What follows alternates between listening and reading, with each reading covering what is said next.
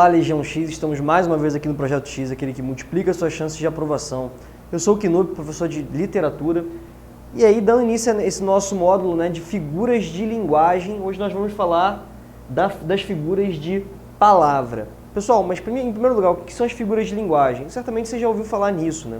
São usos não corriqueiros, ou melhor, não denotacionais, não literais das palavras, que a gente consegue mapear e ver que são processos que, embora tenham essa similaridade, né, de não serem denotacionais, eles têm algumas separações, têm algumas diferenças nos processos que os levam a acontecer. E aí, a primeira delas sendo a figura de palavra, por quê? Porque a figura de linguagem, nesse caso, está em uma determinada palavra e no uso dela dentro daquele contexto. Não está, por exemplo, numa construção que foi trocada de ordem, como a gente vai ver mais para frente. Tudo bem? Aqui a questão está nas palavras em si. Galera, nesse primeiro momento a gente vai ver duas figuras de palavra. São elas a metonímia e a metáfora. Primeiro, qual é a diferença entre elas? Pessoal, metonímia é a substituição de uma palavra por outra por associação de sentido. Ou seja, ao invés de usar uma determinada palavra que seria o sentido literal, você troca por uma outra palavra. E essa outra palavra guarda com essa primeira alguma semelhança, alguma associação de sentido, o que faz com que seja possível você trocar uma pela outra. A gente tem diversos exemplos, né? Aí, por exemplo, ouvir Chico Buarque. E aí você trocou, né? Você usou o autor ao invés da obra. Ou seja, você gosta de ouvir as canções lá do Chico Buarque. Ir ao mecânico, isso é ótimo também. Você vai, na verdade, na oficina. Ou melhor, você vai à oficina. Perdão aí a regência verbal incorreta. Então você usou o dono pela coisa, ou o possuidor pelo possuído. Eu não gosto muito desse negócio de possuidor, mas, enfim, tá valendo. Você usou uma palavra ao invés de uma outra que seria mais denotacional. Beber um copo, a gente fala assim, né? Ah, ele bebeu o copo inteiro, né? Você está usando, na verdade, o continente pelo conteúdo, que na verdade você bebe é o conteúdo desse copo.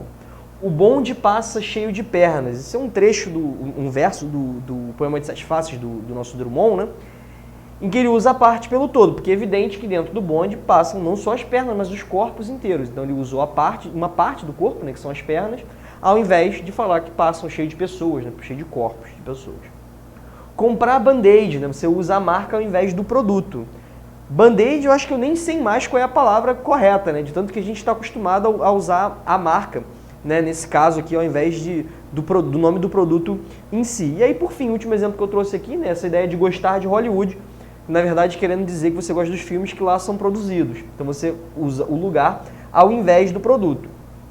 Gente, existem diversos tipos de metonímia, como essas aqui, e algumas que você tem, né, causa pelo efeito pela causa, por exemplo, que eu não trouxe aqui. Mas o que é importante nesse momento é que você tenha em mente que nem sempre uma metonímia que você vê, principalmente num texto literário, vai cair em uma dessas situações aqui. Os autores são criativos e aí você pode chegar a uma metonímia que foi uma outra associação de sentido que o cara fez ali, que não está mais ou menos prevista ou que não é tão corriqueira assim quanto essas. Mas essas aqui são bastante comuns, né, até no nosso dia a dia, né, da gente utilizar. Galera, para fechar esse primeiro momento aqui, a gente vai falar da metáfora. No caso da metonímia, você tem uma palavra ao invés de uma outra. Na metáfora, o que você tem é uma comparação implícita. Você vai ter ali uma palavra que vai ser utilizada, né, em um sentido conotativo, mas o que você tem é uma comparação implícita. Veja esses versos aqui da canção Sem Açúcar, lá do nosso Chico Buarque. Ele fala, sua boca é um cadeado, meu corpo é uma fogueira. Ora, o que ele está falando é que a boca da pessoa está fechada e que o corpo dele está ardendo, né? Ele está trazendo aqui uma metáfora relacionada ao desejo sexual. Galera, vejam que seria mais ou menos a mesma coisa, que ele fala, sua boca é como um cadeado, meu corpo é como uma fogueira. Aí ele deixaria a comparação explícita. Nesse caso aqui, quando a comparação fica implícita, é o que nós vamos chamar de metáfora. Isso é metáfora. Veja aqui outros exemplos, né? Trouxe exemplos de outros autores, porque uma galera aí está falando que eu sou viciado demais em Chico Buarque, mas a gente sabe outras coisas também. Então eu trouxe aqui, por exemplo, o Camões. Fala que o amor é fogo que arde sem se ver.